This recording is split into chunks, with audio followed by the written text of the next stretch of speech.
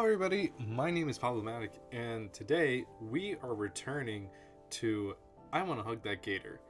Now, I understand that tonight is typically a night where Straccia and I would be playing something, and I do want to say we will be getting back into those on a regular basis, but Straccia isn't doing too well, so it's just me tonight, and I am far too invested in this story to move on to anything else again. Yes, Straccia, it is Gator time. I hope you're feeling better soon, and we'll be resuming some of our regular, co-op plays at some later time. And I promise I will finish this game. I will return to Detroit Become Human. I will return to Sly Cooper.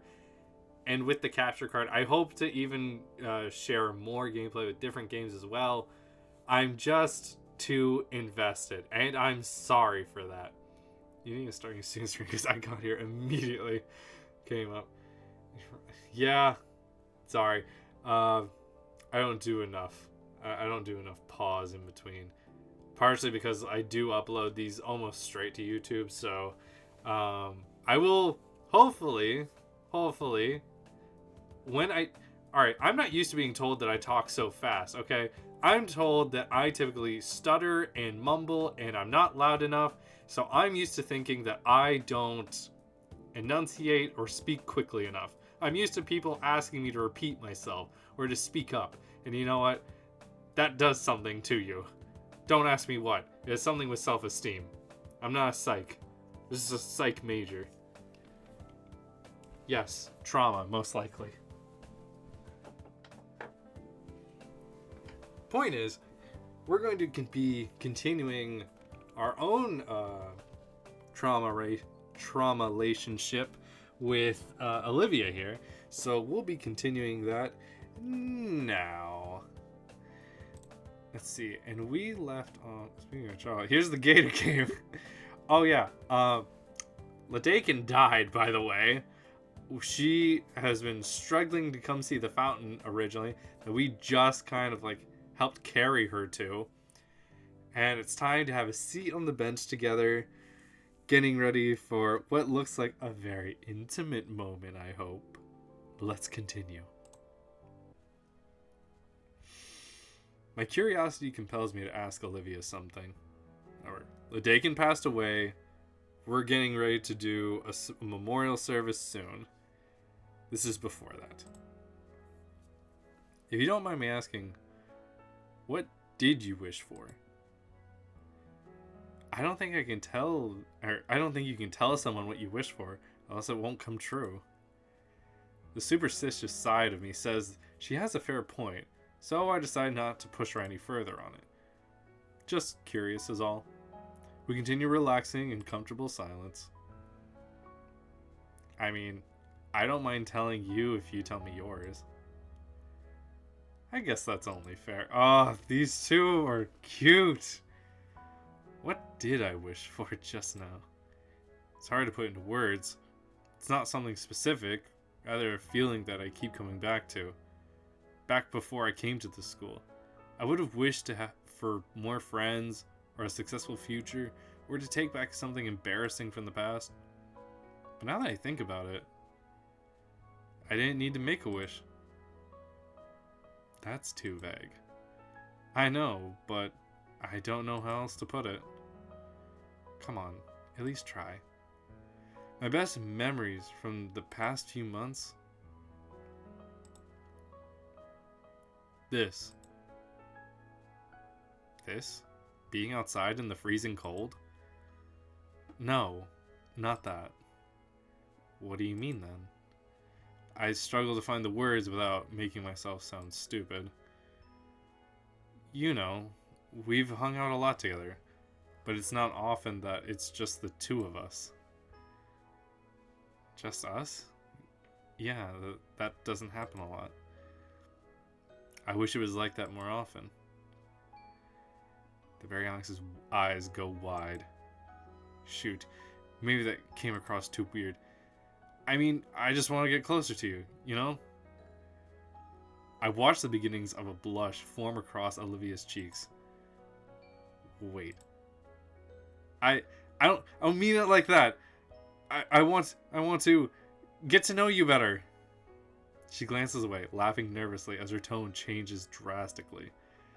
Tell me you don't think of some kind of like, point where something was just this innocently meaningful with someone.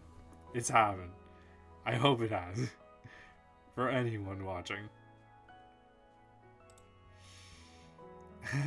Yeah, I understand. Totally. I breathe a silent sigh of relief. You want to know what I wished for? If you don't want to share, you don't have to. How long before you kiss her, I think? If it's not today, I'm gonna play some more and be pissed about it. No, I asked for yours. It's only right. We'd better kiss her soon. I wished to know what I want to wish for. I glance across the bench towards her. I can't make sense of anything right now. I want today to be over, frozen, and have never happened all at once. I want Lidakin back, but I don't want to just replace him with someone else. It's too late to start all over again. She stops to wipe her eyes, but they are already dry. All I've ever wanted was to be someone he would be proud of, but it just feels impossible. She looks away. I ended up picking something lame. Sorry. What's that? Olivia's still looking away, so while I can hear her hesitation, I can't tell what she's thinking. I threw that coin, and out of everything racing in my head, the one thought that stuck out the most was just... She chews her lips in contemplation for a moment, and when she finally continues, her voice is a soft whisper. I want somebody I can trust. I feel my face heat up from her words and her tone. Even with her head turned, I notice a red flush creeping over Olivia's face too. I instinctively jerk my head the other direction. Shoot, what do I do now? We're both sitting, motionless, neither daring to say another word. If I listen closely, I feel like I can hear her heartbeat from here. She can probably hear mine as well. I don't even notice the cold anymore. Maybe we can just stay like this for a few weeks. No, don't be ridiculous. You need to tell her how you feel. I clear my throat, searching for words that wouldn't come. She just said she wanted somebody to trust. I mean, you can trust me. I hear shuffling from Olivia. Damn it. I can't work up the nerve to turn my head towards her. My neck feels like a rusted hinge as I try to disobey my body and look at her through my periphery. Do you trust me? Despite my words, she nods her head vigorously, the blush growing dangerously bright. Well, I shift my body towards her on the bench. I trust you too. Suddenly, she shakes her head a bit to bring herself back to reality. Maybe I can be honest with you then. You're silly, and you're ridiculous. Maybe a little over-optimistic. You're thoughtful and adventurous, and you're so willing to just take me with you. You don't treat me any differently for this stupid thing. She lightly hits the armrest of the bench. I guess I stopped noticing it at some point. Well, yeah, I mean, obviously. You're like... So many words dance on the tip of my tongue. Like... Come on, don't screw this up. My mouth and my brain are at a standstill, one wanting to just blurt out whatever, while the other keeps it all in and disseminates. Yeah. Sorry. big word for a moment, disseminates it into a thoughtful manner. What comes out is blah, blah, blah, blah. I'm sorry, what did I just say? A furious snort rips from the gator girl's nose, followed by peals of laughter. Come on! We were having such a good moment! Come on, man! Please, just say it already! Out of embarrassed shame, I cover my face with my hands. What was that? I curse my nerves as I try to protest her continued guttural guffaws. Come on, Olivia, I'm really trying. The snowflakes that managed to still land on me melt away from the extreme heat radiating from my whole head. Olivia acquiesces, though, drawing back into just a very smug grin. Okay, take 2, Inko. My head's temperature finally drops from core of the sun to a more manageable volcano. Thanks, jerk. Seeing that small quirk of her own lips, I can't stop a smile from growing on my face. I guess, be honest with her and yourself. Honest. At the very start, I thought you were just out of it. What? You almost ran me over in the hallway. Oh. She frowns and looks away. Sorry. And then you try to get my seat moved. Sorry. And the claw thing today? Not sorry about that. I figured. And you used to be hard to talk to. I felt awkward every time I'd even try. Like, thank Raptor Jesus for Damien and Liz, because otherwise I wouldn't have gotten to know the real you.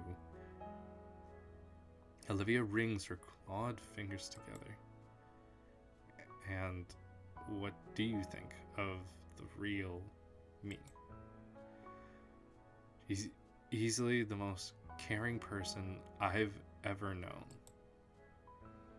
I mean, yeah, she can be a little selfish and doesn't think ahead sometimes. But when she cares for something, she just has to do everything she possibly can for whatever it is. Is that what you think? Yes. I think you're quite caring and passionate and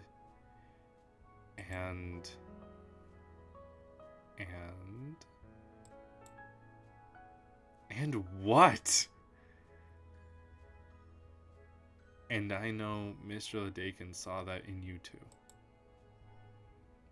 Olivia's eyes water at the mention of our mentor. Thank you, Inko. Now's the time, Inko. Just say it. Hey, Inko?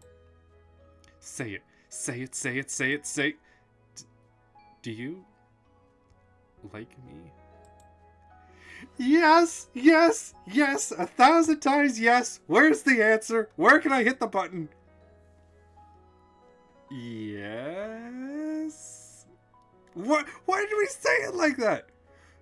Why does talking have to be so hard? I prepare for Olivia's smug one-liner to crush my weak confession. Oh no, instead I watch as Olivia brings her hood up and hides her eyes with it.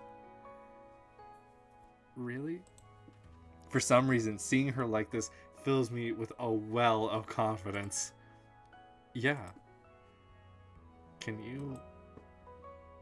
I hear you say it? I like you, Olivia. I don't get how. We finally did it. Oh. Her hood peels away just enough so I can see her shimmering silver eyes.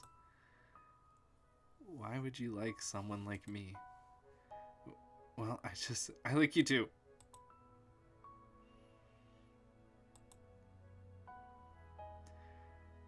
Oh, this is cute. Oh, it's too cute. Oh, it's so cute. Olivia brings her legs to her chest, holding the limbs tightly to her. Mm. She brings her hoodie's hem over her legs, transforming herself into a crocodile-shaped igloo. An Olivia glue. Whew. Slippers was a bad idea. Oh, crap. Yeah, you okay? Fine. Just call someone. I cough awkwardly and get my phone out to call Liz. Hello? Inko, is that you? Are you supposed to be in class right now? Scalar let Olivia and I out early. Oh, okay. I was told about Professor Ledakin. I hope you're doing okay. Yeah, I'm alright. I'm with Olivia, by that old park by the school. Her chair's busted, and we're kinda stuck. There's a keening whine from the bundled crocodile next to me, her tail wrapping around her as if to hug herself. Broke? In this weather? Are you two okay? We're fine. Can you come pick us up? Sure. I think I remember where that is. I'm with Principal Scalar right now. Once we're finished, I can get you two on the way home. Thanks. After some shuffling, the call drops. I turn back to Olivia. She seems more anxious than anything right now. You alright? Yeah. I'll be okay. The stovepipe maw of the Olivia glue chatters quietly in the cold. My concern finally takes hold, forcing me to finally close the gap between us. She said the chair had no replacement. It'll take a while for a new one to come in. That means she'll be trapped at home, completely sealed off from the outside. And the beginning of Olivia's annoyed protests die of exposure, becoming a grumbling acceptance as I wrap my arms around her shivering form. You're lucky you're warm, Inko. Yeah, I definitely feel like it, as her body shifts and nestles closer against me. Olivia's tail lays on my lap, the shivers reverberating through it at the most. I lay my palm atop it, feeling the cold limbs shaking slowly still. Some long distant trivia about limbs losing heat the fastest springs to mind, and in the hopes of keeping frostbite away, I pet the heavy tail. As I do so, I hear the silliest sound rumbling from Olivia's chest and through the rest of her. It's like a purring cat almost.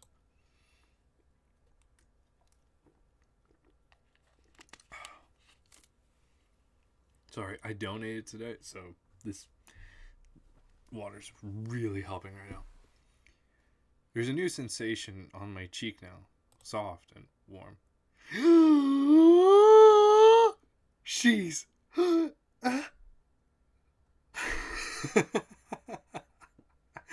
Oh my god!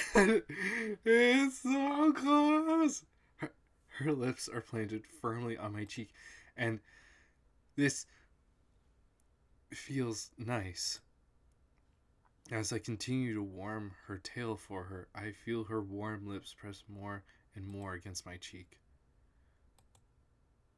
I don't know if kisses are supposed to go this long and be this wet. And now the lips are moving and some pointy things are there, and munch. And that's her teeth. Okay, Olivia is a bit of a teeth girl. She's a gator, so it makes sense. Oh! Olivia instantly lets go of my cheek from her non-lethal bite. Was that? Oh, fuck. I'm sorry. I'm new to this stuff. I'm nervous. It's okay, really. I put my hand on my cheek to feel the damage. I feel the indents of her fangs, but nothing serious. I almost even start falling asleep before we hear a car pull up to the bottom of the hill. Olivia perks up and leans forward to try and see who it is. A few seconds later, Liz's head rises above the stairs, scanning like a submarine periscope. Crap, it's gonna be tough getting all the way back down, even with Liz's help. I look back and smile at Olivia, still huddled against herself and clinging to my arm. You ready? Today seemed to drag on endlessly. The arrival had ended our embrace, and she had quite the dour look on her face. She said she'd been in a meeting with the principal, and I could only imagine how the faculty and student council were reacting to Ladekin's passing.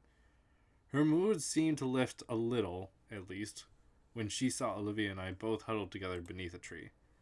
Olivia's mood, on the other hand, plummeted. Probably from the way Liz and I had to carry her to the car. The ride to the Payne household had been silent, save for Olivia's grumbling and embarrassment. Think I'd be in a similar mood if I was treated like a sack of potatoes, but then again, how else were we supposed to carry her? I should suggest more leg workouts to Coach Sully, just in case. Oh, we're gonna need them. Damien and Randy were waiting for us at the curb, the older man looking over at Olivia with worry. When your friend told us, Sophie and I were beside ourselves. I'm fine, Randy didn't hear her. As the instant her car door was open, her legal guardian pulled her up into one hell of a bear hug. Come on, I'll get you kids some hot cocoa. I'm still doing the Hank Hill for him. Damien watched on with a smile of relief as his father hauled her over his shoulder and marched into his home. You guys want to stick around? Vinny's still in school, so we'll have the consoles to ourselves. Still pretty early, all things considered. Sure, I'd love some hot cocoa right now. Liz? I'd like to, really, but the council still needs to prepare the arrangements for Ladakins. Well, you know. Maybe I'll come by after if I can. Alright. Well, if you do, I'll make sure there's some cocoa left. Appreciate it. With that, Liz drives off down the street. Come on, let's head inside before we turn into popsicles. Oh, is there an image coming up that I'm waiting for? Settling into the well-worn couch, I notice a distinct lack of a baryonyx. Where's Olivia? Randy chimes in from the kitchen, busying himself with an old-fashioned kettle. She wanted to rest on her bed for now, boys. Give her some time. No one can resist hot cocoa during weather like this, especially how I make it. I never had home-brewed hot chocolate, but if it's anything like his cooking, then it must be some good stuff. After a few minutes, Randy comes out with a tray. Here you guys go. Pass around a few Christmas-themed mugs, labeled with the family's names, and leaves that last on... Oh my god. And leaves the last one atop a nearby drawer. Jeez. You're gonna have to be Vinny for a bit. You cool with that? Yeah. Thanks, Randy. Man, you look cold. Were you out there long? It's true, by now the snow on my jacket's melted and my clothes are chilly and soaked. Feel free to take a load off until you warm up. I'll be in my bedroom resting. Holler if you need anything else. He gives Damien a pat on the back and leaves. The mug is hot to the touch, but it's a welcoming feeling to warm up my icy fingers. I take a moment to gently blow air on the beverage, cool it down before moving it to my lips. Yeah, it's pretty good. Damien is chugging his. He finishes the swig and sets the glass down. That must have been half of it in one go. Now, there are multiple ways to enjoy anything. After today's events and weather, I really needed this. Another sip. It really is helping me warm up. I didn't even notice how cold I was. Hey, Vinny. Yeah? You good? I'm holding it together. Yeah. Still a bit scattered. I don't blame you. Hey, Pops doesn't want you venturing back into the tundra out there. You up for a game or something? He gestures to the entertainment setup. No, but go ahead. I'll watch. Damien thinks for a second, the few gears in his head turning in conflict. Really, I don't mind. Alright, I'll get set up. Damien sets his game up, searching several mismatched cases for the right CD and giving the screen a good thump to get it to work properly. Grabbing a controller, he turns on the X-Rocks 1. I love knockoff products. X-Rocks. Select something called Rock Ring ODHG. What? What is this? What is this supposed to be a parody of? I get it's supposed to be something. And it's not. That's what I was wondering. Rock band or something? But old dino hat? I don't know. And settles deep into his groove on the couch. This one's my favorite in the series. After a minute or two of gathering a full lobby, the Dilophosaurus Dino picks his class and begins his virtual rampage. I cannot tell what this game is supposed to be. Only a minute and he managed to get the first kill. I'm just a bit burnt out for the day. Getting pretty tired, actually. Hey, Inko. Yeah? Olivia didn't come back with her wheelchair. Did something happen? Yeah, she isn't taking Lidakin's passing well. Man. Well, I'm glad you were there for her. My eyes remain on the screen, lost in the vibrant violence as some in-game announcer proclaims Damien's digital massacre. On his part, Damien's frills wavered like crazy, and it looks as if his arms also wanted to wave in victory. You want to talk about it? I don't want to take up your time, Damien. Come on, man. We've known each other for a while. You can be honest with me. Not sure where to begin, really. Lidakin was really cool. I don't really have the right words for it. Somehow, I think I'm unqualified to speak on it. Compared to Olivia, she knew him better than I ever did. He was important to her, yeah. He talked about it for a bit before Liz picked us up. But I'm worried I'm not much help. Well, that's what we're here for, right? To help her out in any way we can. Best thing to do is just be ourselves for her. She'll eventually go through the motions her own way. Yeah, that makes a surprising amount of sense. I slowly look up from my mug over to Damien. And you make it sound so easy, too. He briefly meets my gaze before returning his attention to the screen. I know I'm not the smartest guy around, but I do know Olivia. We don't share parents, but she's still my older sister. Older sister? Her birthday's first. Duh. And knowing Olivia, she'll be able to manage. But how are you managing? Me? Trying to sort the maelstrom of emotions running rampant in my head is overwhelmed, I guess. Wish I'd gotten to learn more from him. Olivia could probably recite some of his lessons by heart. She probably could. I remember the first time she got to work with some special paints in his class, she was just ecstatic. She came home a mess, covered all over with blues and greens, leaving tracks behind wherever she went. When Mom saw her carpet vandalized, she threw her right in the backyard and hosed her off. I ended up joining in because it looked fun. Eyeing the hallway leading to her room, a part of me wants to see if she's alright. The part simply wants to be closer to her again. Damien looks back again, the unspoken question clearly written across his arched brows. What about Olivia and you? Speaking of, I may have told Olivia that I liked her. About time. Huh?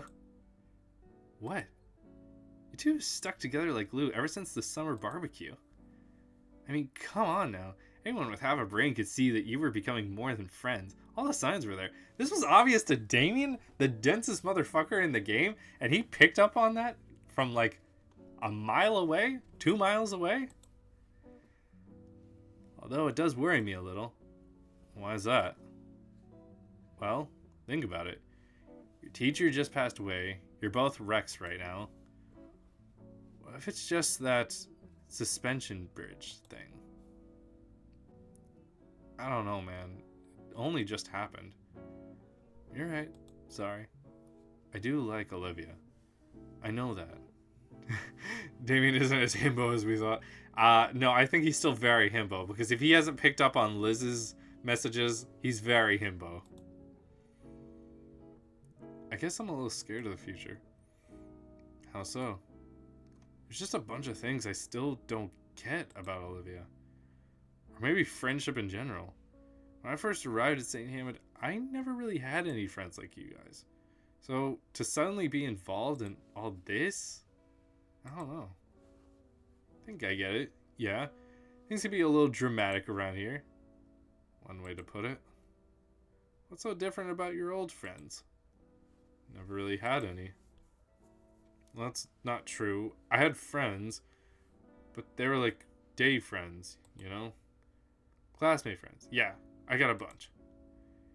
And your folks constantly moving means that they only ever lasted like a year. Tops? Yeah. Am I a day friend? No way. You come to our parties and everything. In fact, look, he points to the subtle, discolored patch on my jeans where Vinny's acid punch had failed to completely wash off. We got you marked. Thanks. It means more than you know. He's a better friend than we ever gave him credit for in the beginning, because Damien was someone that we didn't even want to associate with almost. He was going to be our day friend originally.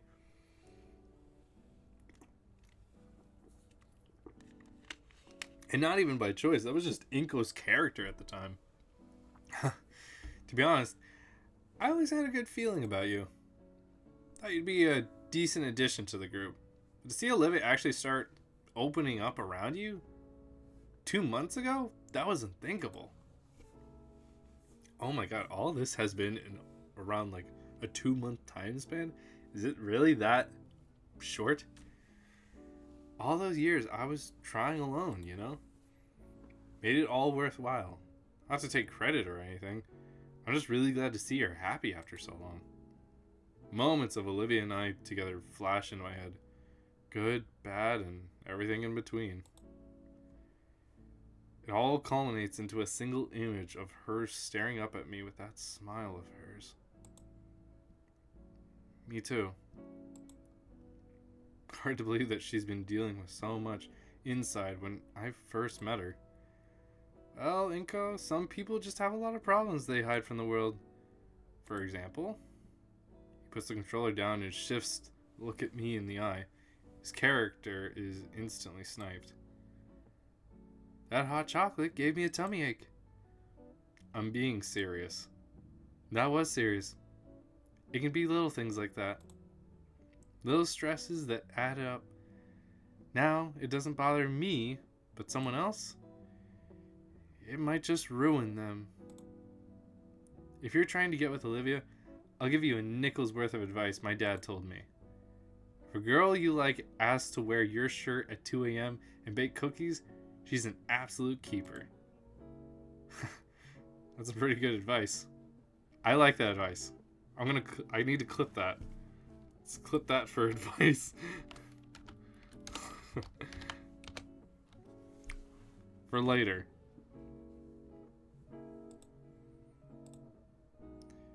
Just don't break her heart, yeah?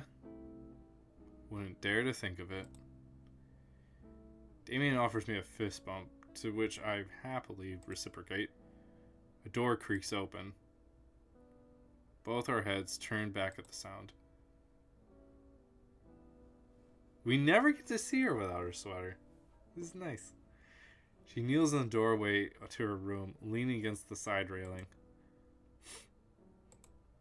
Damien nods to me and continues his game. The ambient gunfire and controller clicking fills the silence. I take the hint and stand up, slowly approaching Olivia as she tries to shuffle down the hallway. She's completely upright in a display of pure confidence. Even her tail is upright as if to amplify her dignity. I have to tell her how cute that is when I'm not so drained. I wordlessly offer her a hand and she accepts. With her on my shoulder, I walk the both of us towards the living room couch and plop down on it with her. Oh, here. I lean forward to grab her cocoa from the coffee table. Most of the warmth is gone by now. Guess I can warm it up in the microwave for her. She's tugging my arm. Come on, it's cold. She starts leaning harder against me to keep me from getting up all the way. Alright, jeez. I give her the mug and she goes to start sipping instantly. I was going to warm. My voice dies as I feel her settle against my legs with a relaxed hum. Oh, we're finally there. We're finally getting there, people. Oh my goodness. Oh my god. Her body relaxes more, and I'm allowed to sit up enough for her to settle in by my shoulder. She's warm. The two of us watch Damien's game continue. Olivia continues sipping down her drink, letting one hand free from the mug. Her hand finds its way to mine, and our fingers curl around each other's. Damien plays a few more games. I don't really keep track of how well he does. He finishes one last match and yawns, stretching back over the couch. Alright, that's probably enough for me. Cute. Ew. What are you talking about, Strata? What? Ew. Ew, what? Just these two hanging out on the couch with, you and me and you and your friend Steve. I mean, Damien. Alright, that's probably enough for me. I'm gonna get going. Give you two some space. Okay. Damien gets up from the couch and slides his controller near the cabinet where it lied before. On his way out, he stops to look right into my eyes. Hey, keep things chill, man. Don't do anything stupid, alright? Yeah. Damien would absolutely kill Inko if he did anything wrong to her. Just as the protective brother, like, he would we know, being a dinosaur, he could absolutely just murder me. And he wouldn't even have to use his fist. He'd just throw up. He nods and heads off to the depths of the house. Just like that, it's quiet once more. Is she asleep? Hey. I, don't think you've seen my room before, have you? Not at all. Would you want to see? I'd love to. I watch her blush. Am I getting good at this? Okay. Just walk me there. Similar to before, I help Olivia off the couch and we shuffle our way towards her room. Oh my goodness. Yo, we're in her room! Wow. I'm not sure what I was expecting Olivia's room to look like, but I'm surprised. It's the air that hits me first. A strange mix of a heavy fake floral candle trying its best to cover the almost nostalgic scent of art supplies. Band posters and paintings of dinosaurs cover a lot of her wall space, like the room is her own personal canvas. Her desk sat beneath the window. Again, what space that wasn't covered by the faded looking paper was instead covered in dried up paints. Right next to that, a dresser holding up a decades old television and retro gaming consoles. All in all, it reminds me of the rooms they'd show in older high school movies. So, where do you want? Just on the floor is fine. I gently lower Olivia to the floor, letting myself sit cross-legged next to her in the process. So, what do you think? I think it suits you. Figured you wouldn't have any chairs. I got this really soft rug and a beanbag chair over there. She gestures to a beat up lump in the corner near a large lamp. Olivia pulls something off her bed. It's a laptop, open to a music program.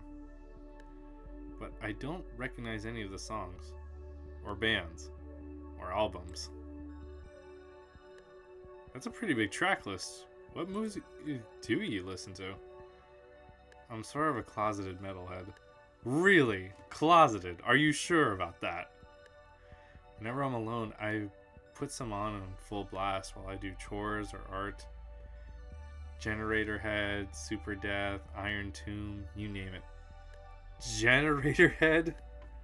Is that what we're going with? What do you listen to? Please let us get in. Don't lock us away. Mumble rap?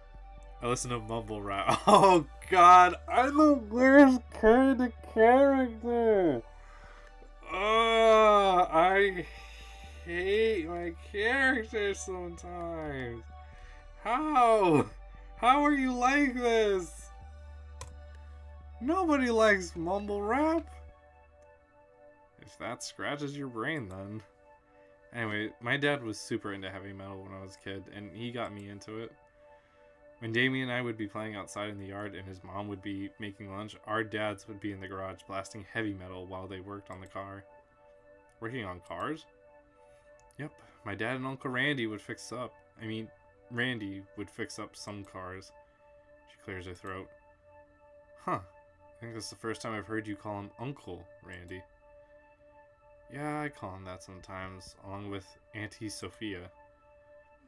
You call him Auntie Sophia? Your right hand comes off? What do you... Olivia lunges over to chomp at my hand. I had to take a moment to check my fingers just in case. Hey, I was joking! So was I. But yeah, I listen to a lot of this. You want to hear any? She offers me the trackpad. Anything I see, huh? Say, what kind of music is B flat? Music is a bit lame, actually. Wait here. There's actually something else. Wait, what was that? What was that supposed to be? Does anyone get a reference to that? Does anyone have any kind of clue with what that was? I'm curious, because I think I need to know what that was about. Something else? Something nobody else gets to see. What? What? What? What? What? No! Malice, no! Why'd you chime in now of all times? No, we haven't banged her yet. She kissed our cheek at most. We haven't done anything. Hi, Malice. Welcome. Oh, you fucking god. I have to, hold on, I gotta, it's just a mental note to look over, to come back to that for editing later. Hold on. Olivia, I'm gonna show you my chest. Now, what do? Freak out.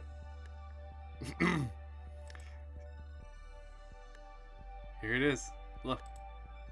Olivia holds out a small wooden box. There are two rusted metal latches that have long since aged past their use. I can't see it quite well in the dim lighting, but I think if I were to hold it up in the sunlight, I'd see a thin layer of glitter glue coating the whole thing. No, we haven't banged her yet. It's also been painted carefully, with very thoughtful attention to tones. What could even be inside? Honestly, no guesses come to mind. Could be anything. What are you waiting for? Open it. I carefully open the lid. Chest! Inside is Olivia's chest. Chest! It's chest. It's her chest.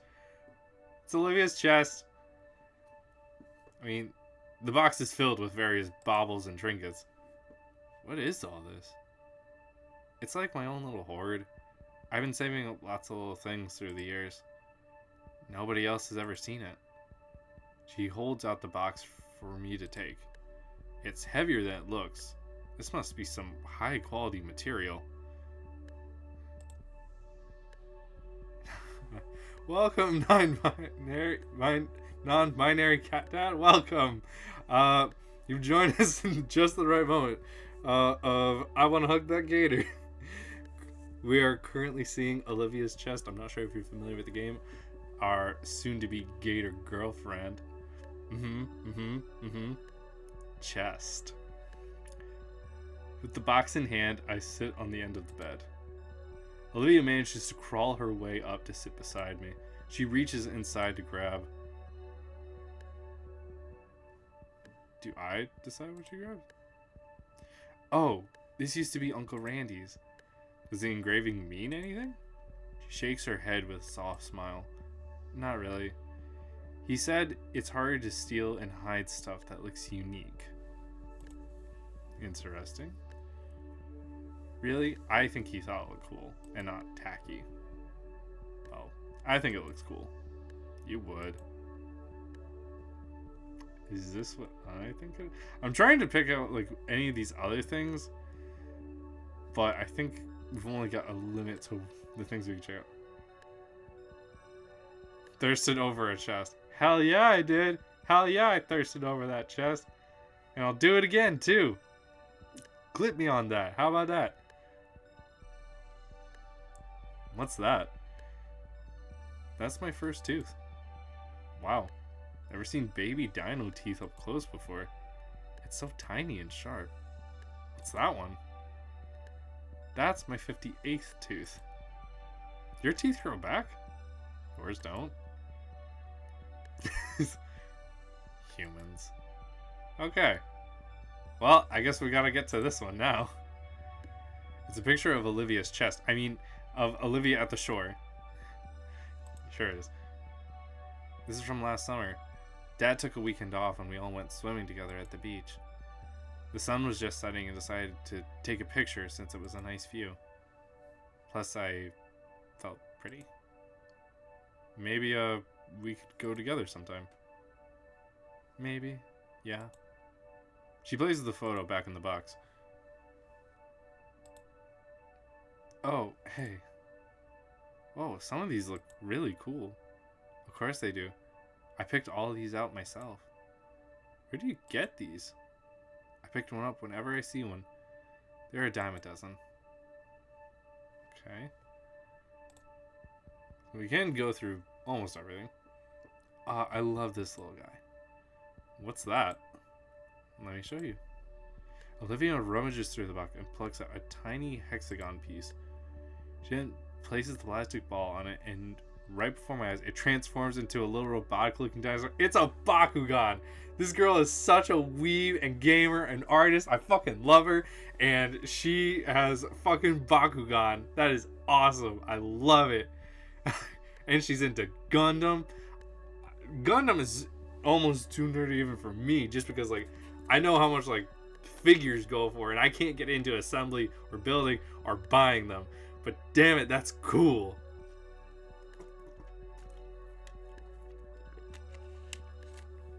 She's got fucking Bakugan. Oh. This is a Gabukan. Dinoid, to be exact. I was hooked on the show when I was younger, and always asking to get the toys for my birthday and Christmas. But he's got the rest of my old collection. This one was always my favorite, so I kept it here. Surprised the... There we go. A paintbrush? A very important paintbrush. Olivia's lips turn upwards slowly as each bristle of the brush flicks away from her thumb. Though she averts her eyes away from mine, I can see the green of her scaly cheeks turn red. Sorry, just got sentimental for a moment. That was the first brush I ever had. Dad gave it to me on my 5th birthday.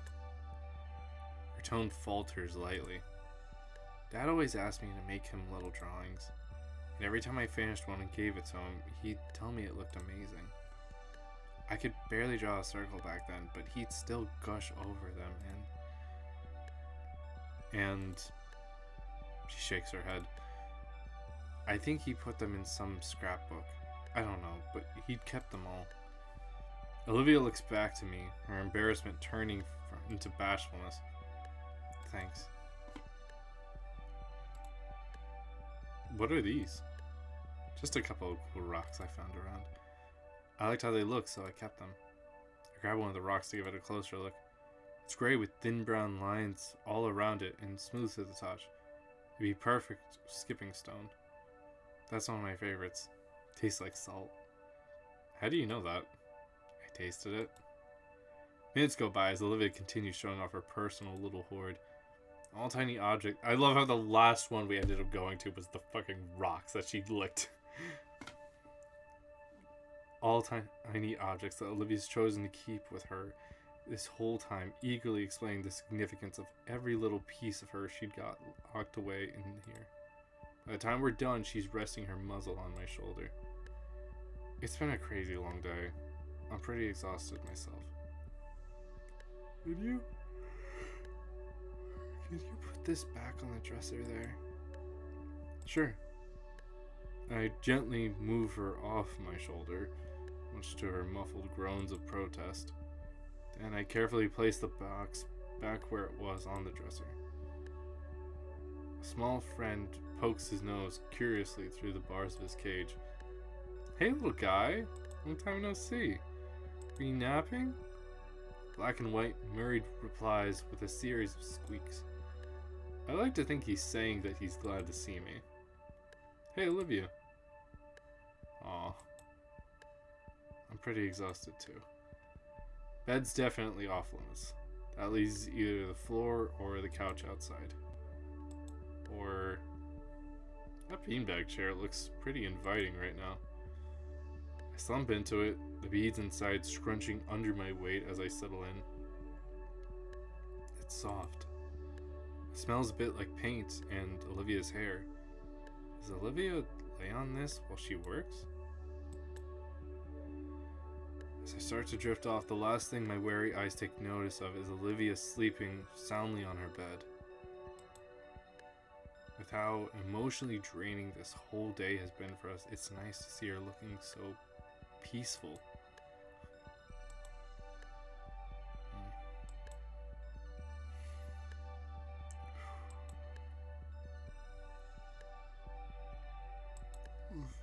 I begin to stir from my my deep, cushiony slumber.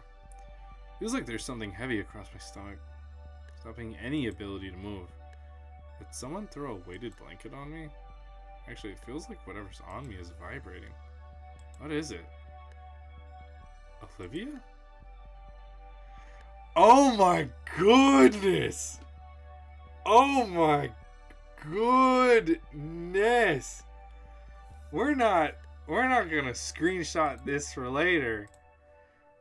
No, we would never do something like that. Your other spicy CG. Thank you, Chacha. I never would have guessed. How you doing damn? She's on me. My entire head grows hot as my brain tries to process the situation.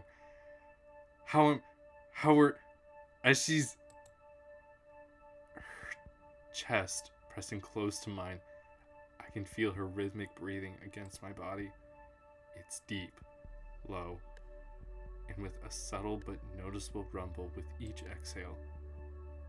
If I focused hard enough, I could probably feel her heartbeat.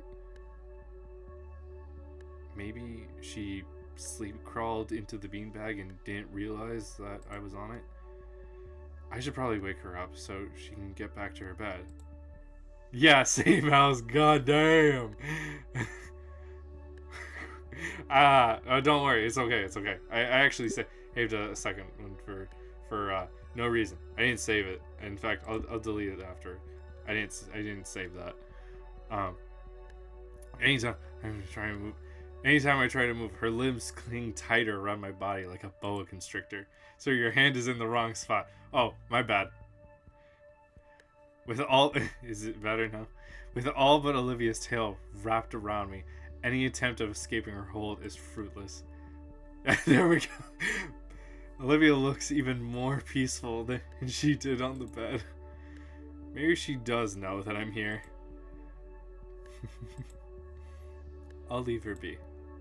Last thing I want to do is make her a cranky gator. With my free hand, I managed to grab my phone.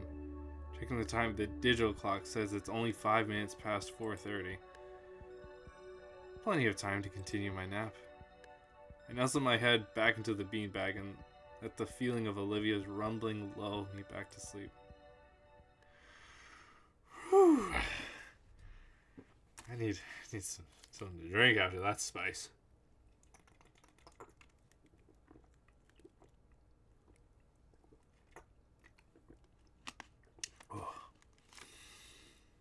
Oh. This is where Damien walks in and murders you. He might still. The nap isn't over yet. This feels nice. Who knows? Maybe Randy will do it.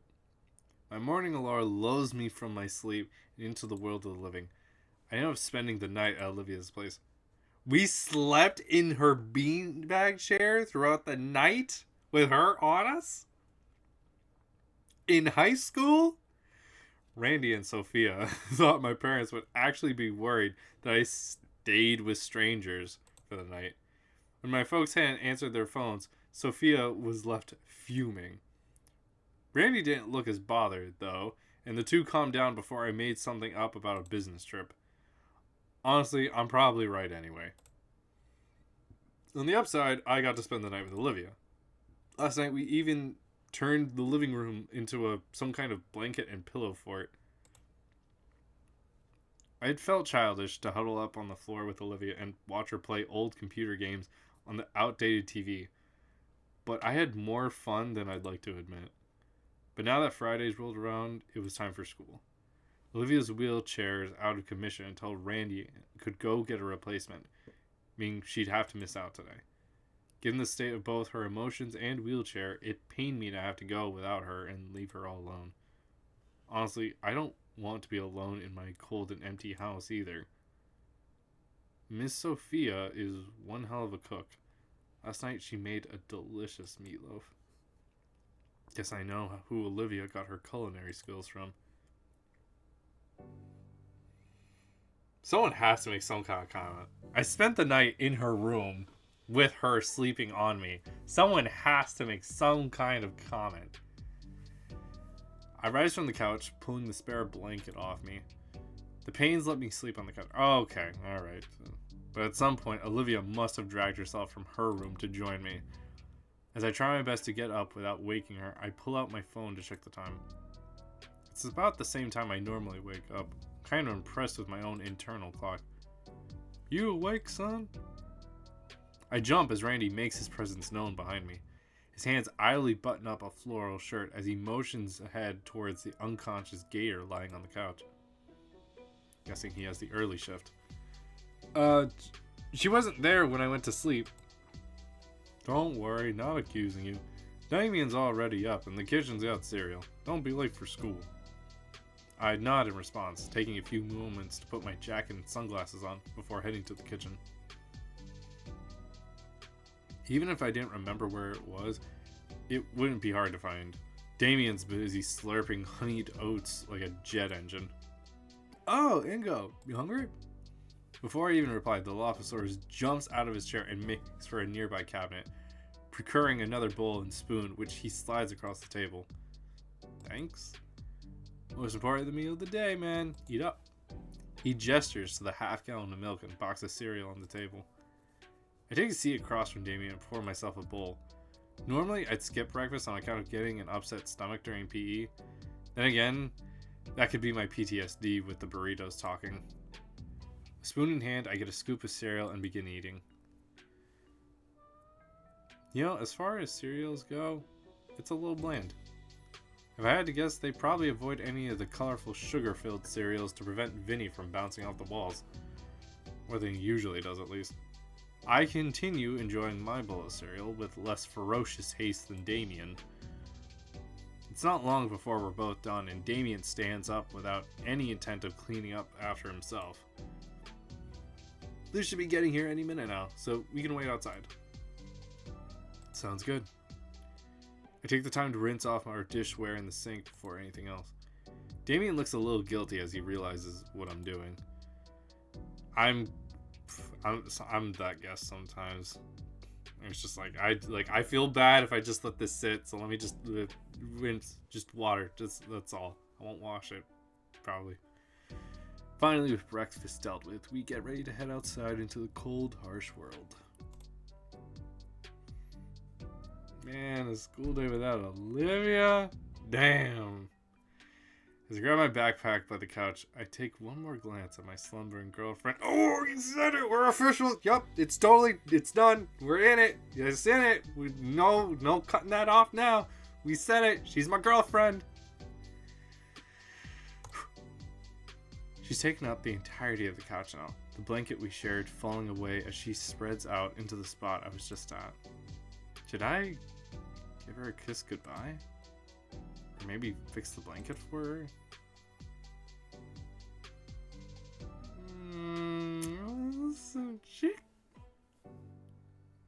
I'm gonna go for it. She kissed our cheek. She even nibbled it a bit.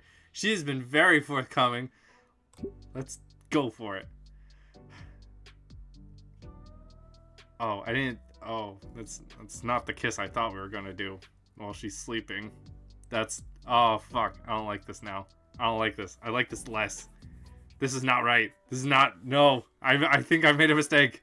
This is two balls to the wall.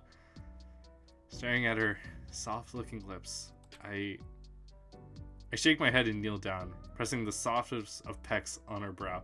Okay, that's better. That was better. I was worried that was gonna be our first kiss. Now that I think about it, so I'm happier about that one. As I turn away from her, something catches my wrist. It's Olivia's hand. With bleary eyes full of sleep, she looks at me, silently asking me to stay. Liz is here. His words make Olivia tighten her grip. Painfully tight. Ow. Hey, I'll be back tonight, okay? She's fighting to stay awake, with eyes fluttering and hand grip waning. Olivia. Promise. Kneeling back down, I place another soft kiss on her head. Promise. Damien is right here, my man. I think she accepts that, as she lets herself slump back onto the couch. Inko? Sorry, I had to do something. Damien huddles himself and charges into the cold right to Liz's car. She flings the passenger door open just in time for him to leap in and close it again. I get one last look at Olivia before I shut the door and hurry down as well. Oh man, the car is nice and warm. Morning, Inko. You really stayed the whole night? Liz starts down the road towards school. Morning. Yeah, I didn't want to be alone in the snow. Is that what you smell like, Damien's deodorant? His clothes are looking pretty ragged by now, too. Shut up. I'll have to get a shower and fresh change of clothes as soon as possible. Damien and Liz keep the conversation moving, and my mind starts to wander. Man, poor Olivia. Who knows when a replacement chair is coming in? Could be anywhere from a few days to weeks. She's just going to be stuck at home the whole time, while I still need to go to school. It won't be the same. We won't get to be together in the art room after school. All alone, just talking, making fun of my bad paintings. Just us. Man. Wait till the Dakin finds out we're... Damn it.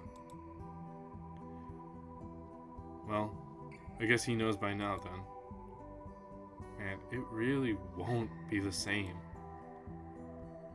Yo, Inko, you good? Is he pretty down all of a sudden? I'll be fine.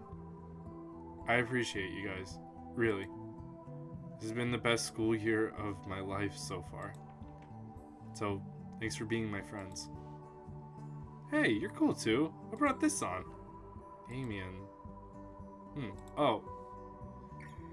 This last school year has been pretty special. Hanging out with you guys so much has changed in such a short amount of time. Even if things are shaky right now.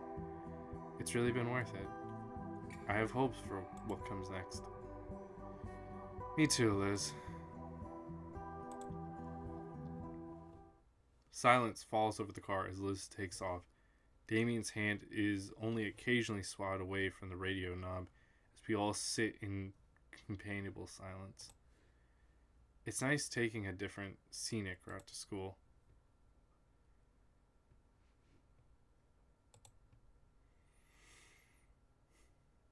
Oh, dino snowies.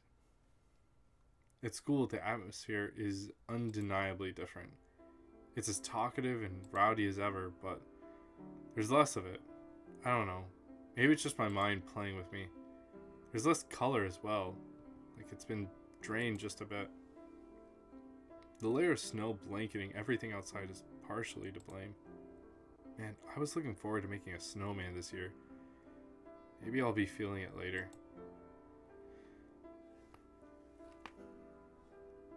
Sully was as stern as ever in his class. Whether it's just he doesn't care or his own form of respect is beyond me, but his hat was on just a little tighter than normal today. And too many feelings today. Hoping isn't going to get me anywhere. I'm halfway to second period when the question of the Dakin's replacement strikes me. Will we just be getting a few days off? There's no way they can just find a new teacher on such short notice. Class is probably going to be on hold for a while. His name is still on the door plate when I enter. Inside, many of the students chatter with each other normally. Some nervously glance up to the teacher's desk. I take my normal seat, but the vacant desk Olivia would normally be stationed. Here it's gonna suck without her. Looks like all I got to look forward to today is lunch with Damien and Liz. Man, the whole day is gonna just drag on. I want to go back to Olivia.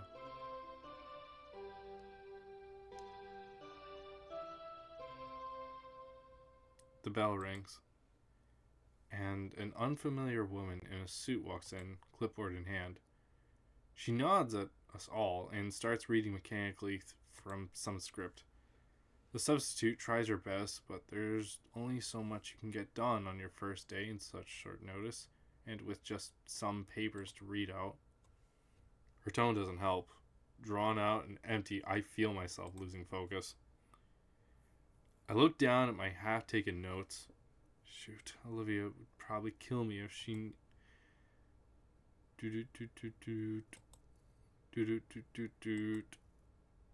The substitute looks at the class phone in frustration as she walks over to answer its call.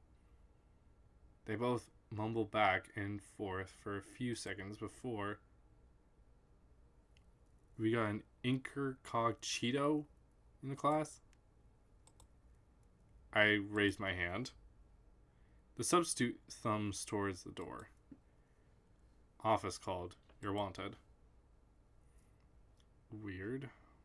What would the office want with me? Oh, I have a bad feeling about this. My footsteps echo the hard, cool tile on the way to the principal's office. Sorry, it's starting to get a little late for me. I heard once that they made the halls to the faculty offices longer on purpose to scare you. Although that may just be from an old comic strip. The effect was there, however, as each of my reverberating steps sent a spike of unease through my core. When I finally stood there at the principal's office, the feeling of unease peaked. Oh, I knew it was gonna have something to do with this bitch. Slowly, I opened the door and inched myself inside. The principal was sitting behind her disorganized desk, blanketed with numerous sheets. And between me and her, Mia and Ben, looking back at me from their own chairs. You wanted to see me, Principal Scaler? Yes, Mr. Nito. There's some matters we need to discuss. She motions to the third chair in front of her. I take a seat as instructed next to Ben, who's more or less acting as a personal barrier between me and Mia. Mr. McKnight has informed me that there was an incident between you and Miss Moretti earlier this month, one in which school property was severely damaged. Yeah, it was near the start of the month, so why now? I look at Ben and Mia. I'm sorry, but there were more pertinent issues at the time, Inko. I had to keep pushing this back to handle things like the audit paperwork, and an excessively heavy breath leaves Miss Scaler's mouth. You should have given me the reports for this as soon as it happened. Miss Scaler looks at Ben as he frowns. This needs to be resolved by the end of today, Benjamin. Her tired eyes turn my way. Please, so that we can finish this as soon as possible.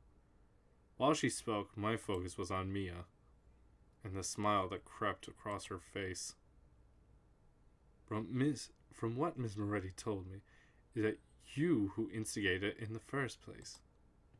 Care to explain? What? Principal Scaler, Mia was the one who... We're aware that she caused the damage, Mr. Nito. Oh. The older woman leans forward with pen and paper in hand. What we need to know is how the incident happened in the first place. I think we should hear Mia's side of the story first. Oh, you son of a... Since she was the one who to inadvertently cause the damage after all. The red-scaled girl nods, holding out her hands as she begins. Miss Scaler, I was just trying to talk with Olivia that day, when out of nowhere Inko shows up and starts getting on my case. I was trying to tell him that me and Olivia were just working on a project when, BAM! He just whips out his camera and blinds me with it. What? Didn't she slap herself in the face with a tail-mounted glitter bomb? And because I couldn't see, I kept running into things, even knocking things over. I didn't mean to do that, Miss Scaler. I know I have a temper, and trust me, Ben's been helping me work on it, but you can't blame me for going around like a headless chicken. She can't be serious. I look to the principal and see that she's just listening to her lie right through her teeth. And this ain't even the first time he's done this. I tried talking to Olivia back in September, and he pulled her away. I swear, he's been out for me ever since the first day of school. Principal Scaler, that... Shh. My jaw slams shut bitterly as the principal denies me the chance to defend myself. Her eyes turn downward to a particular stack of papers atop her desk, carefully scanning one page and flipping to the next. The silence of the room is unnerving as she flips through page after page, finally breaking the quiet by clearing her throat. Now, Mr. Nito, can you give me your side of the incident? As silence overtakes the room, all eyes turn on me, and I'm considering how to approach the situation. I see Mia in the corner of my eye, along with the subtle fist she raises in warning. Oh my goodness, I'm sorry. I am groggier than I was expecting tonight. I don't know. I don't think I'll be able to play as long as I normally do, guys. I am genuinely loving this, and I need to see how this arc ends. Fine. Finally, we've also reached a lot of goals tonight. Locked on phonics. Recalling how badly she had thrashed that hallway caused a chill to run down my spine. Ben let her speak first. He's trying to play it smart. I think. Maybe he's onto something. I could... If I take the heat for this, maybe Mia will finally leave me and Olivia alone. Actually, yeah. Mia knows the score. If I help her get off the hook, I'd look pretty darn cool. She could even owe me one. I don't think she'd be that kind. Assuming the punishment isn't something drastic. I have no side of the incident, Miss. I have no incident of... Oh my god! Ma'am. I give up. It's exactly as Ben and Mia say. I instigated the whole thing. She was not expecting that. A hushed gasp managed to escape from Mia, but I ignore it and keep talking. I've been dealing with a lot lately, and when she was passing by, I remembered when she targeted me in PE on my first day, and I just saw the opportunity. Well, Inko, I'm very surprised. Glad you're willing to be so honest and accept responsibility for all of this. It shows character. It grinds against my soul to lie and throw myself under the bus, but I nod and smile along. It's for the greater good, after all. Well then, I also appreciate this show of character, but we're still going to have to lay down the law here. Ben clears his throat loudly to draw the focus back on him. Miss Scalar, if I may. It's clear emotions are still running high. The damage to the hallway will be fixed over the weekend, and nobody was seriously injured, right? People could have gotten hurt, and I get that. But consider the circumstances. Inko is in mourning like the rest of us. On top of losing a teacher, he's lost a mentor as well. Is that not punishment enough? Do we really need to throw the book at the only human student during a tragedy, during an audit? Scalar scoffs and grimaces. I think it would be in everyone's best interest if everyone were to just cut some slack. Ben, you know that's not how we're supposed to look at this. She complains, but she's clearly somewhat rattled by the concept. Look, here's what I'm seeing. Mr. Nito had some grudge against Miss Moretti, which he acted on with the camera flash. And this had the unintended effect of getting her hurt. The whole thing effectively started with an accident. Yes, that sounds about right. Scalar turns her gaze to me next. I nod my affirmation. Then Scalar looks at me afterward, her eyes narrowing like daggers. Ben discreetly nudges Mia with his elbow. Huh? Oh, yeah, that sounds like what happened. Right. And why did none of you come forward about this earlier? Inko and Mia are both friends of mine. They were confiding in me about the situation. They both apologized to each other already. Scalar's glare comes my way once again. You forgive each other? Ledakin taught us a lot about forgiveness, ma'am. That was good. Scalar's glare switches back over to Mia. And you, Miss Moretti? Mia stares right back, and gears turning in her head. Ben tries to nudge her discreetly again, but she doesn't seem to take notice. I feel myself start to sweat. I think Mia would rather take the punishment than admit any sort of fault.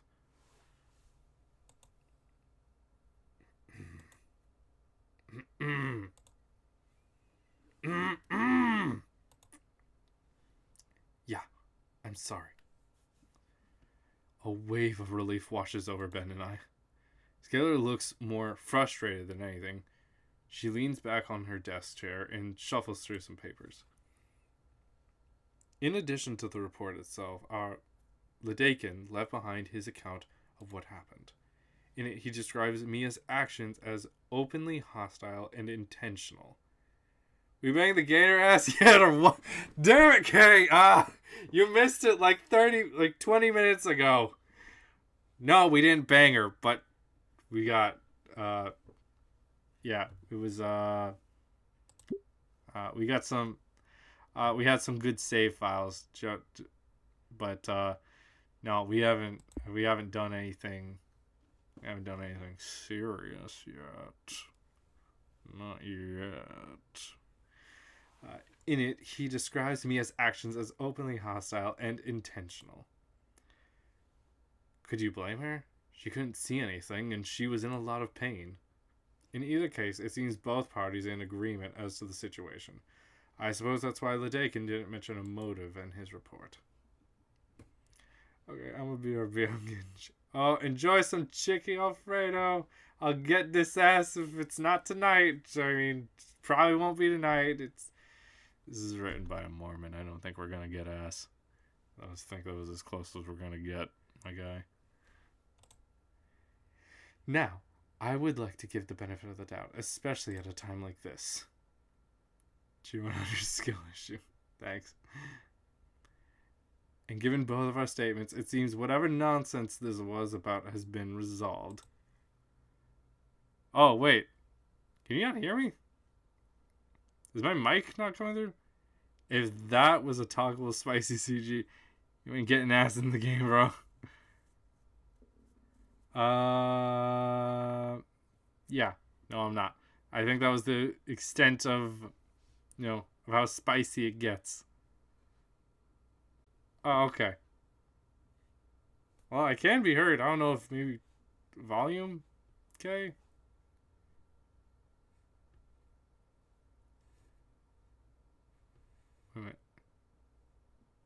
Wait a minute. Oh, you can't cheer me. I'm sorry. Hey, listen. Just go fuck yourself, Strasha. I'm reading here. Still, though, at the bare minimum, I'll have to give you both a day of Saturday detention to help clean up the mess.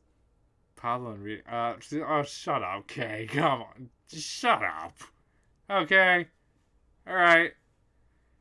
I'm one of the only people out of, all of us here who doesn't need glasses. So, sorry if, reading with just 2 eyes is a little bit more difficult than you guys reading with 4. My bad. Afterwards, we'll have another talk to discuss this further. Ah, shoot. Still, this is better than it would have been otherwise. I'm sure Mia is satisfied. She's slouching in her chair pretty hard at this point, feeling completely unthreatened.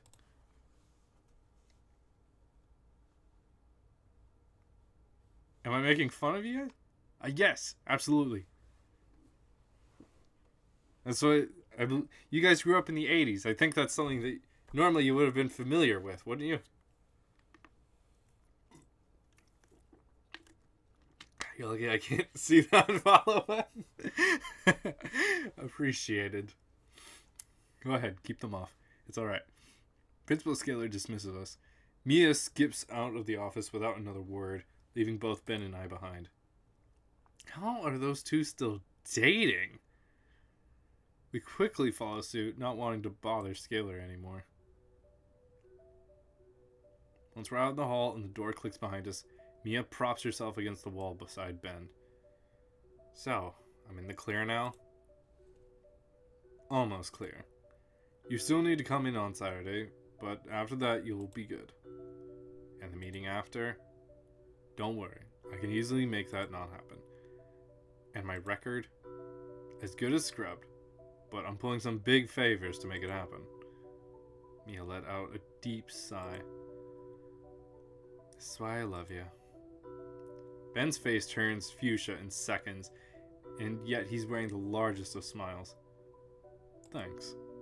In the blink of an eye, Ben is now the one up against the wall, Mia looming above him with her hand right beside his head. Oh, yeah, I can see it between these two. I'll just wait till later, Benny boy. What about me? For once, Mia wears a smile without any threat behind it. Yeah. Good work there, monkey boy. I wasn't expecting you to play along so well. It felt like the easiest way to handle things.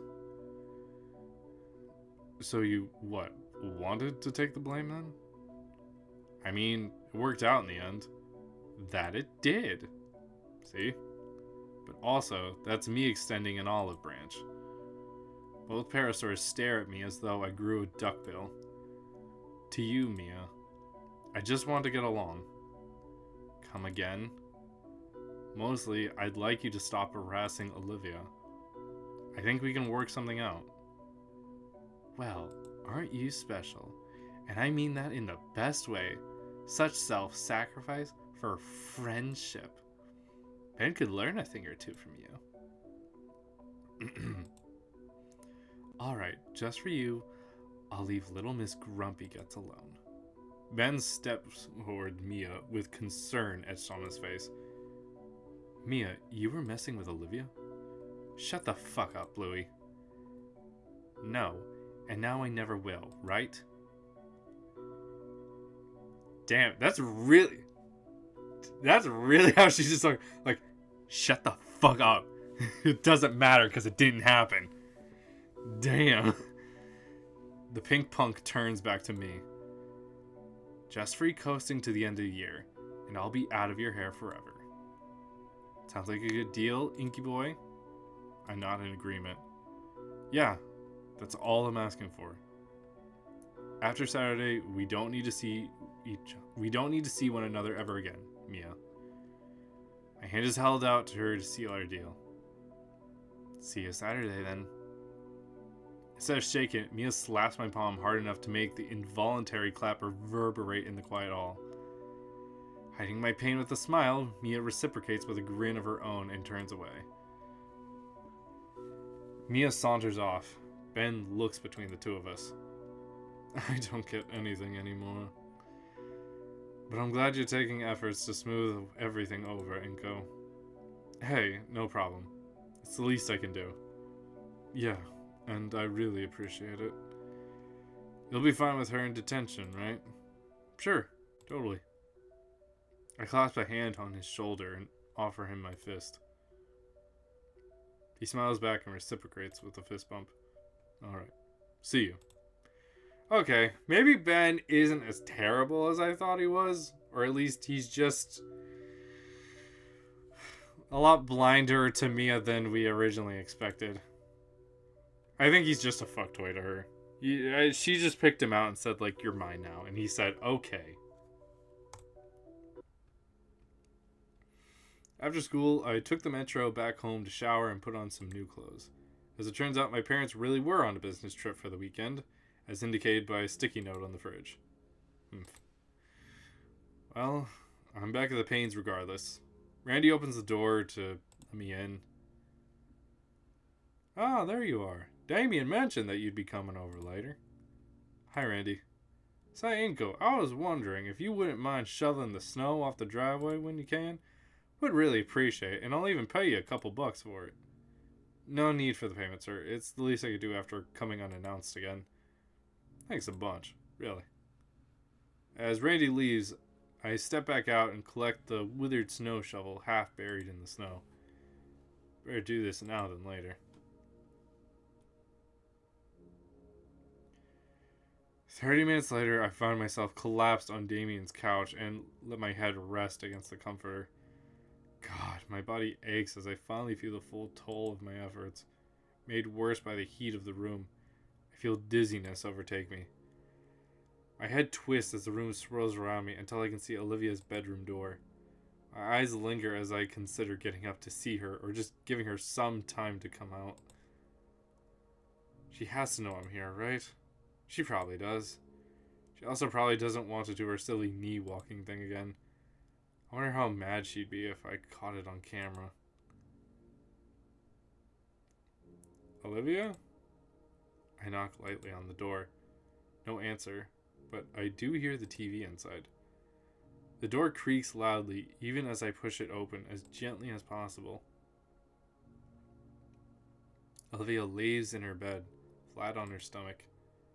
She's staring blankly at the TV on the floor. Can I come in? Olivia gives a slight grunt of approval. What you watching? One of her claws lazily gestures to a pile of DVD cases. It's a box set of Rurouni Kenshin. Oh my goodness! This girl is old school, and I am fucking here for it. I never finished that anime, but damn, did I watch the hell out of it when I was younger. Those are some good days. I gush so much about her taste in like media, like games and movies and anime. She loves so much anime. She's such a weeb. That's one of the parts I'm really here for. You've been watching this all day? Hmm. That's a yes then. You doing okay? Hmm. My day was kind of rough. Class is different, you know? Hmm. Yeah, glad to see you again. I'm glad had to get to see you again. I got called into the office too. Ben and Mia were trying to get out of responsibility for that outburst earlier when she tried to kill us.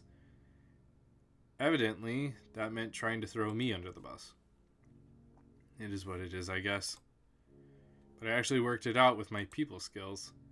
Made a deal with her and Ben. She won't be bothering us anymore. Pretty cool, right? Hmm. Olivia? I'm trying to watch. Oh. Can I stay? Hmm. What the heck? Alright, what this? Okay, this is getting annoying real fast. Alright, at least there's this. I want to sit next to her, but Olivia's spread out in our bed to the point that there's barely room left. And what little space that was open had already been taken up by the small rat curled up against her. Looking around the room, but there's no chair in sight. After giving myself a mental kick for why there isn't one, I kneel next to the bed, letting my arms rest on its edge. Olivia grunts again, but otherwise focuses on the show playing on her laptop.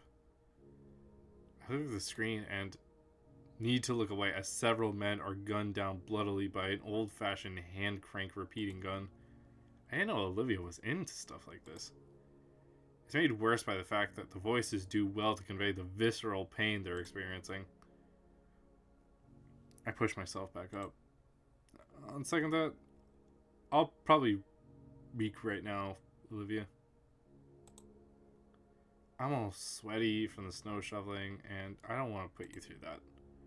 Another grunt, though this time there's a tinge of something in it. I should head home, so I can clean up. If you need someone to talk to, you can always text me, okay? Her head kind of bobs, but her eyes remain locked on the screen. With hesitant steps, I back away from Olivia and out of the room. When I open the front door, I hear someone calling out from the kitchen. Yo, Inky, leaving so soon? I would be kind of baffled if I would like, just had, like, the interaction that these two had, and then she's just the entire time. I'd be a little taken aback. I'd be kind of confused, if I'm being honest. Damien's head hovers just over the refrigerator door. Yeah, I should start heading back. Really? With a quick whap of his tail, the fridge is closed and Damien comes to me offering one of his prized cans of soda. Olivia wasn't looking so hot when I checked on her earlier. Are you worried for her? I accept the offered beverage with a nod. She's fine. She just wants some time alone. You think so? She's just binge watching some old show and not giving anyone else the time of day. You're really going home so soon? There's nothing I could really do, Damien. She's fine. She just needs to recharge and rest. Well, alright. He sips his own cola slowly, his eyes scrunched up in thought. Well, still, I'm gonna try cheering her up myself for a while. Damien style. As if to prove his point, he crushes the can against his head. Vinny and I can do it. She'll be back up and laughing in no time. Alright. She said she'll text me if she needs someone to talk to. Good to know. See you later then? Yeah. Be seeing you. I exit through the front and shut the door behind me. A few seconds later, it's locked from within. The next metro should be soon enough. As instructed, I showed up at school that Saturday to clean up. To my surprise, Mia was already there in the partially repaired hallway, with her arm in a sling. A janitor was there too, talking to the obviously injured girl and giving her a thorough explanation of what we were going to be doing. I cleared my throat loudly, drawing both of their attention. Took you long enough, Shades. I'm not repeating myself. I heard most of it, sir. Mia, are you okay to work like that? Shouldn't you be home if you're hurt? Oh, I should be, yeah, but then Ben and Scalar would get on my case. I just wouldn't want to shirk on my responsibilities, yeah? Her smile is strained as she motions with her covered arm. Don't worry. Looks like all the serious work has already been done. Save for the rest of lockers still on the floor. From the looks of the hallway, most of the serious damage has been dealt with over the month. The janitor rolls his eyes and holds out a pair of push brooms. I take both. I could give her a dustpan, sir. I'm sure I could do this part by myself. Thanks, Inko. With that affectionate pat on my head, Mia moves to the wall and leans against it. I guess that's where she wants me to push all the trash to then. I'm glad she's also thinking ahead. While the janitor goes to fetch the dustpan for her, I get to work. The next hour or so I spend studiously pushing all the debris on the floor towards Mia. Every time I look up, she offers a smile and thumbs up, and occasionally hear her cheer me on. At least I think it's cheering. Her voice and tone are hard to read at times. I always figured she just naturally sounded sardonistic, satanistic,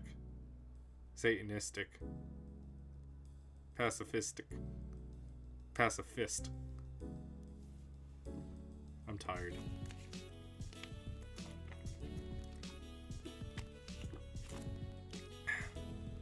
My arms are starting to ache once all the trash is ready to be scooped up.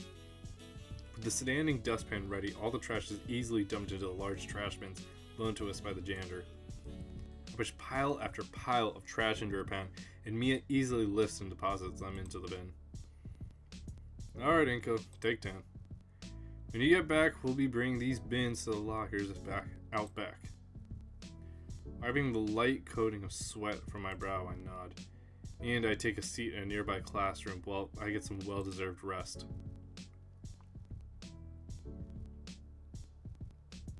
We'd be out of here a hell of a lot faster if you just finished cleaning. Sorry, but I'm tired. You've had half a year of gym classes with Sully, and you're still out of shape? Unbelievable. It's not my fault he pushes us too hard. I can barely recover between classes. He's the best damn teacher at this school. If he can't help you, nobody can. Why do you like him so much? He gives his respect only to people who earn it. People like me. You don't think anybody else at the school deserves respect? Nah. Everybody's willing to betray each other at a moment's notice. Only reason that doesn't happen to me is because I put the fear of God into people. I'm not about to let my graduation plans be ruined because some cunt thinks they're hot shit. We actually have plans after graduation? None that involve any of you. I'll be long gone by the time this place falls apart without me. What about Ben? Are you two... Ding. I instinctively pull out my phone and check the notifications. What? Wheels chatting you up? No. I got a text from the school. It looks like they released a monthly newsletter. I followed the link on the text message, and it takes me to a PDF copy of the newsletter. You want to hear any of this? Sure. Be it. Whatever. Alrighty then. Good morning, Feathertails. This week we have the following announcements. Skip anything related to studying or our lazy ass sports teams. Alright. To all our students, you are invited to St. Hammond School's 201 M 2023 BC Winter Formal. Immerse yourselves in the serene beauty of the wintry night sky with music, food, entertainment, and much more. We'll also be hosting a special memorial for one of St. Hammond's finest teachers who has recently passed, Mr. Trent Ledakin. The event will take place at the Volcadera Convention Center on Friday, December 15th from 7 p.m. to 10 p.m. Tickets for the winter formal are now on sale online or in Miss Prockling's class in room 211. $15 for one and $30 for couples. Please read our event dress code to know what will and will not be allowed for the formal. Have a great weekend. Go Feathertails. You didn't have to read the last part out loud, idiot. Sorry. A few more moments of silence pass. Are you planning on going? Yeah, after your lazy ass is done with the rest of the cleanup. No, I mean going to the winter formal. Absolutely. It's one of the few things here worth doing. And I know Ben's been looking forward to it too, working night and day to get things ready. Oh man, organizing that whole thing and courting Mia the whole night. Hope he can take it. I think Ben's gonna be the one who takes it. In any case, my muscles feel noticeably less sore than they did before. As I stand up to stretch, Mia makes a show of groaning and exacerbation. Finally! I'll go finish so we can go home.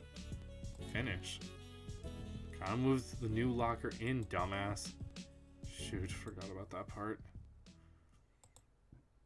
I spend another hour and a half moving the filled trash bins while Mia serves a kind of moral support.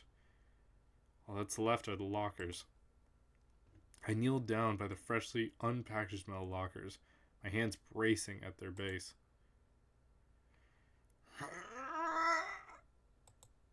For a moment, they don't budge. Come on, Shades. I exert all my strength into my legs. Come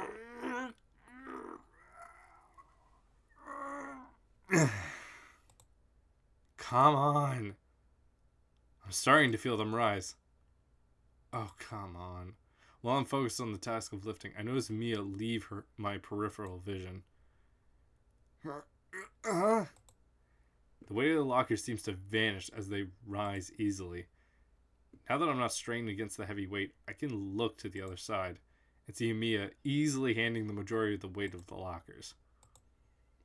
She must have taken some painkillers during our week, and she's handling the weight with both her arms. Sweet, we're done. Are you okay? Your arm... Go get the janitor, Shades. That was a fact. The whole thing with the sling, which is just so she can get out of fucking work, so just so we would do it. Not too long after, our chaperone examines our work and lets us go. Me and I are both escorted out of the building by our school security guard. She wastes no time in rushing towards the school's parking lot and peeling off her exceedingly loud hot rod. I left walking alone to the metro station, as always. I'm exhausted. After so many hours of heavy lifting, all I want to do now is fall asleep. I had originally wanted to go and visit Olivia after detention, but since I was the only one doing any work, it took forever. And honestly, I'm a mess. I definitely don't want to show up there looking like this. Stretching my limbs out to fill the rest of the bench, a familiar shade finds its spot beside me.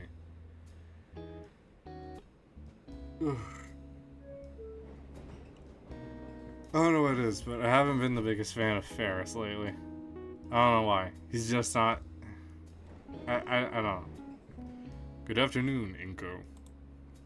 Withholding my groan of pain, I force myself back upright and turn to the older whale. Hey, Mr. Ferris. What's up? I feel like I should be asking you that. Forgive my bluntness, but you look out of sorts. My mouth opens to tell him about the detention, but I shut it. The audit. The hall. Oh, just had a busy morning, sir. The whale bellows his own groan. Yeah, I suspect we all have. Had a dreadful meeting this morning. Positively dreadful. What for? His eyes shut in contemplation, reopening after a moment. Suppose it's already public knowledge. Many of the schools in the district have some formal or gala or other event coming up. Of course, since students are still under our care, there are strict guidelines for these. Frankly speaking, It was a meeting spent talking of the follies of youth, Mr. Nito. He chuckles at his own joke. Once again, I'm reminded of the formal. I'd love to take Olivia to it. But would that be too much? We aren't exactly dating, after all. Aren't we at this point? Aren't we? We called her our girlfriend before. Well, maybe we are. I didn't confess. It's not like in the movies. Maybe I need to reread that article on situationships. Mr. Nito? Sorry, I was lost in thought. Yes, I could see. What's on your mind? An awkwardness settles in my stomach. It'd be weird to just vent my problems to someone I barely know. On the other hand, this is Liz's uncle. Plus, he's a lot older. I'm sure he'd have some good advice. It's at least worth a shot. I wanted to ask Olivia to the dance, Mr. Ferris. Miss Alford? Well, I think she's a fine young lass, Inko. I know, it's just... I don't know if she would want to go.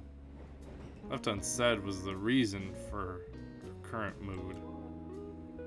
But thankfully, Mr. Ferris understood the unspoken half, as he gave a solemn nod. I see. I've been in your shoes before, Inko. Which, by the way, they don't have in my size, regrettably. Over the years, I found that when my wife was feeling down, fresh air helped bring her spirits back. Fresh air? I mean, Olivia has cooped up in her room for 2 days already.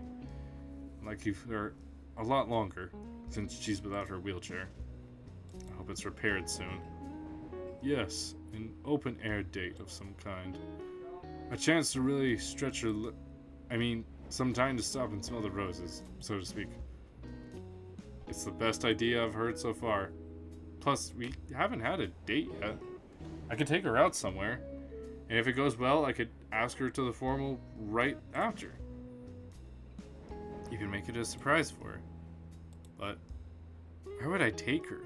I don't really know Volcaldera that well, sir.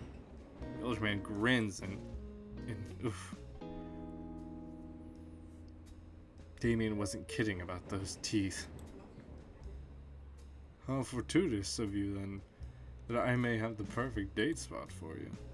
Bringing up a positively tiny suitcase, Mr. Ferris reaches in and withdraws a slip of paper. Every year I would bring my wife here, so that she can enjoy the winter night while still staying warm. I'm sure this would be to your liking. I take the sheet and scan it over. It's a flyer for the Volcaldera Pier. Volcaldera Pier, with an event list right beneath it. A date on a pier? I can see a multitude of things to do there, just from the photos printed on the page. Games, food, even some carnival rides. It's perfect. Thank you, Mr. Ferris. His smile widens, but I contain my urge to flinch. Think of it as my thanks for helping me with the fashion advice. Before I can thank him more, I notice that my stop is coming up. I stand up and nod gratefully to Mr. Ferris, already reaching for my phone. I figure I'll ask Olivia now. We can decide on which event to go to once she has her chair again. I spent all Sunday combing over the paper Mr. Ferris had given me. I wanted the date to go perfectly, which meant outlining the itinerary for that day. When I told Olivia, though, she seemed reluctant to go. She was really down in the dumps. That only makes my conviction to take her all that stronger. I trust Mr. Ferris' advice. He's married, after all. After an entire evening of back and forth texting, I was able to convince her to go. She said her new chair was coming Friday night, meaning that Saturday was the perfect day for our date. I spent the entire week looking for romantic things to fill our date night with. I still had to suffer through classes, which felt pointless without Olivia or Ladakin around. I had finished mapping out our pure date by Thursday. However, the same day I got an email notification. Apparently one of my favorite influencers online was going to host a live event at Volcadera Mall this week after some last-minute booking changes. The only problem being that it's on Saturday, the same day as our date. The more I thought about it, though, the more I thought Olivia would prefer to go somewhere indoors, especially with the cold. Plus, she wouldn't have to move around too much. It's the second Saturday of December, and the cold is starting to pick up. I'm really debating if we want to start this arc now or not, because we're about a half hour to midnight, and I think that we should maybe call it here before we get any further with the date, because I don't want to cut us off in the middle in case something is really happening. This might be a good point to call it now, just to say goodnight, you guys. I do appreciate everyone who's tuned in. I appreciate all the comments, all the chiming in. It is greatly appreciated. Again, hopefully Stracha and I will be returning back to some of our community play days within the next 2 days or this weekend, hopefully. Still up in the air, but we'll see. I almost feel bad how much I want to continue this game. Believe me, I would right now if it wasn't for the fact that I'm starting to get tired. Donating just takes a lot out of me. I'm trying to replenish still. At least working on it. But yeah, it kind of takes a little bit out. But otherwise, I think we've got to be at least halfway or more than halfway through this storyline or not. We've gone over, a lot of backstory.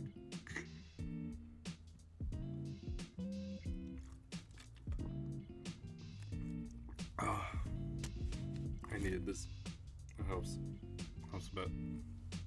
A lot of backstory, a lot of this happened between characters, and we are possibly dating Olivia now. So I know that there is going to be one CG that was ruined for me because I saw it as a spoiler when I was looking at previous things about the game, and an image showed up of the formal, I believe. So I'm disappointed that that's going to be partially spoiled for me, but I'm still excited. I'm still ready. And I hope that you guys will continue to tune in. Otherwise, I think that's it for tonight. And, I'm happy with this game. Strongly recommend it still. And thank you guys for tuning in. It's been greatly appreciated. Everybody, have a good night. Take care. I'll see you all soon. This has been Problematic, signing off. Bye. Thank you again for tuning in. Good night, everyone. Goodbye. Oh yeah, I need to make sure I save, and we'll just save it. We'll just overwrite this one, and we'll have the second one in case there's a backup if there was any. We got the second save as a backup if needed, is what I'm saying. We got the save, I'm saying. Okay, good night, everybody.